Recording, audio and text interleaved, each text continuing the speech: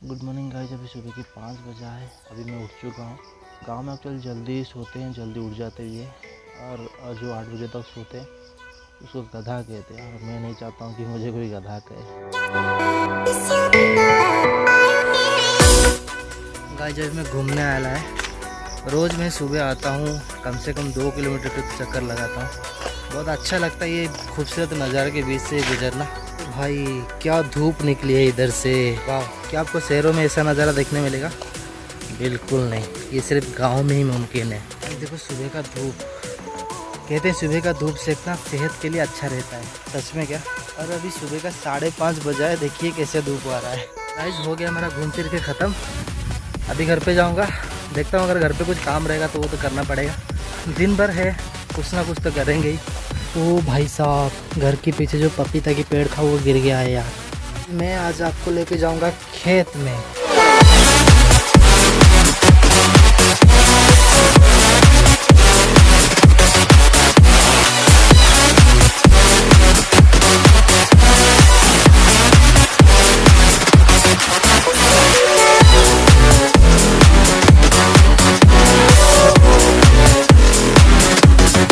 अभी तो गांव में धान रोपाई पोताई का काम चल रहा है। क्या आपको पता है धान कैसे लगता है? पहले तो धान को बोते हैं, वो कुछ ऐसा ही दिखता है। फिर उसको उखाड़ के कुछ ऐसे ही गड्डी गड्डी बनाते हैं। फिर उसको कुछ ऐसे ही रोपाई करते हैं, दाढ़ी दाढ़ी करके।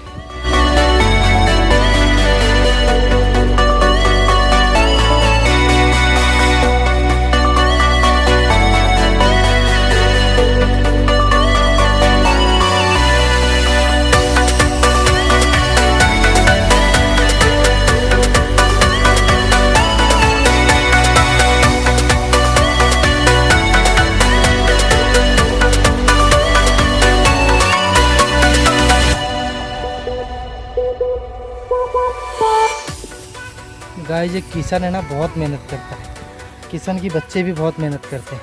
आप इमेजिन भी नहीं कर सकते हो कि एक किसान कितना मेहनत कर सकता है। गाइस हम लोग एक दिन में जितना पानी पीते हैं, एक किसान एक दिन में उतना पसीना खेतों में बहाता है, तभी जाकर हमारी मुंह में निवाला जाता है।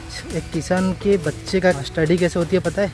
वो सुबह आता है खेत में काम करता है, 9-10 बजे घर पे जाके स्कूल जाता है, फिर स्कूल से वापस 4 बजे आता है और 4 बजे फिर खेत में आता है। वो फिर रात में खा के सो जाता है, फिर सुबह उठ के वही रूटीन कंटिन्यू करता है। बस उतना ही पढ़ता है जितना स्कूल में पढ़ाया जाता है, वो भी सरकारी स्कूल में। और बाकी के बच्चे के लिए तो कितना सारा साधन है। सुबह ट्यूशन, शाम को ट्यूशन, रात 11 बजे तक पढ़ो, फिर रात को 4 बजे उठ के फिर पढ़ो।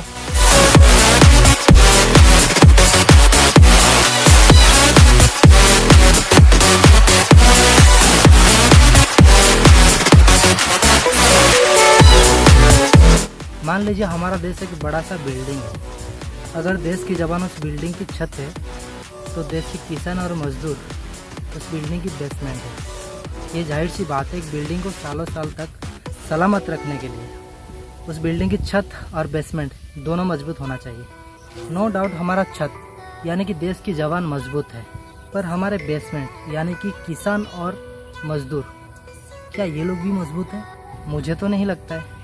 अगर कोई किसान बिना बाहर की इनकम की यानी कि ओनली खेतीबाड़ी में अपनी परिवार को जो पालता है, आपको पता है उसका मंथली इनकम कितना है? ओनली 5 से 10,000 रुपीज़ पर मंथ। कोई इतना भी कमा नहीं पाता है। इमेजिन कीजिए, एक इंसान जो महीने में 5 या 10 हज़ार कमाता है, वो अपनी फैमिली को कैसे मैनेज करता रहेगा?